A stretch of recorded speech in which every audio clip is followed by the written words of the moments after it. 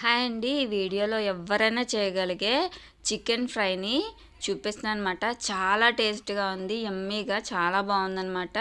ఇక్కడ నేను మెత్తటి బోన్లెస్ చికెన్ని తీసుకున్నాను. శుభ్రంగా కడిగి దాంట్లో సరిపడా ఉప్పు, అలానే కారము, పసుపు యాడ్ చేసుకోవాలన్నమాట. మొత్తము కూడా బాగా కలుపుకోవాలి.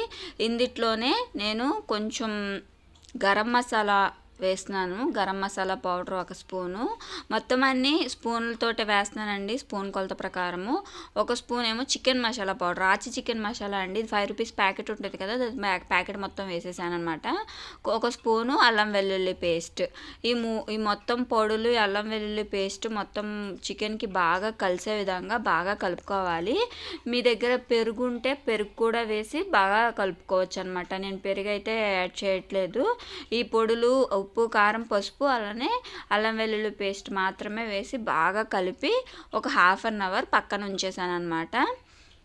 ఇలాగా మొత్తం కూర అంతటికి ఉప్పు, కారం, ఈ మసాలాలు అన్నీ కలిసే విధంగా కలుపుకొని పక్కన పెట్టాను. ఇప్పుడు ఆయిల్ హీట్ చేసుకున్న తర్వాత ఒక 3 ఉల్లిపాయలు కోసి చిన్న ముక్కలు కోసి వేయించుతున్నాను అనమాట. కొంచెం ఎర్రగా వేయించుకోవాలి.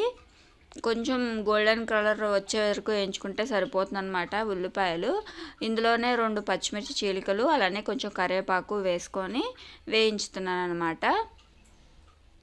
మీరు ఎవరైనా చేసుకోవచ్చండి ఈ రెసిపీ అనేది. అంటే చికెన్ అంటే ఇష్టపడని వాళ్ళు ఎవరు ఉంటారు చెప్పండి. చికెన్ అంటే చాలు ఎలా అయినా చేసేస్తారనమాట. ఫ్రై, ఇగురు, పులుసు ఎలా అయినా చేసుకుంటారు. ఒకసారి ఈ రెసిపీని ట్రై చేయండి, చాలా ఈజీగా చేసుకోవచ్చు. ఇప్పుడు ఉల్లిపాయ వేగిన తర్వాత ఈ కలిపి పక్కన పెట్టుకున్న చికెన్ ఏదైతే ఉందో అది ఇందులో వేసేసుకోవడమే. ఇది ఒక 1/2 అవర్ పక్కన పెట్టి ఉంచాను అనమాట.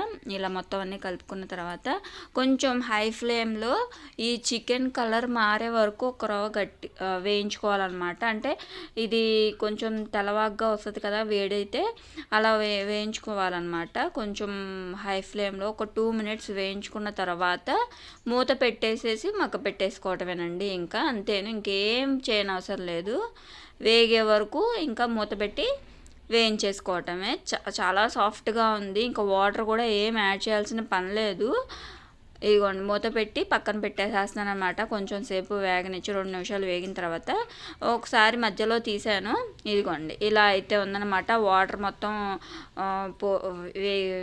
అబ్జర్వ్ అయిపోయి వేగిపోయినాక వాటర్ మొత్తం పోతుందన్నమాట. ఈ చికెన్లో ఉన్న వాటరే సరిపోతుందండి ఇది వేగటానికి. మళ్ళీ మనం ప్రత్యేకించి వాటర్ అయిన అవసరం లేదు. పెరిగేస్తే ఇంకా మంచిదండి, ఇంకా చాలా తొందరగా కుక్ అయిపోతుంది, సాఫ్ట్గా అయిపోతుంది అనమాట. చూడండి, ఇలా కుక్ అయిపోతే చాలన్నమాట. ఇందులో మొత్తం వేగిపోయిన తర్వాత కొంచెం కొత్తిమీర వేసుకొని సర్వ్ చేసుకోవటమే, అంతేను. చాలా ఈజీగా చేసేసుకోవచ్చు. ఒకసారి మీరు ట్రై చేసి ఎలా ఉందో కామెంట్ చేయండి. నచ్చితే లైక్ అయితే చేసుకొని ఛానల్ని సబ్స్క్రైబ్ చేసుకోండి. చాలా టేస్ట్గా ఉంది ఇది. ఇలాగా ఒకసారి మీరు చేసుకొని ట్రై చేయండి, అంతేనండి. Thank you.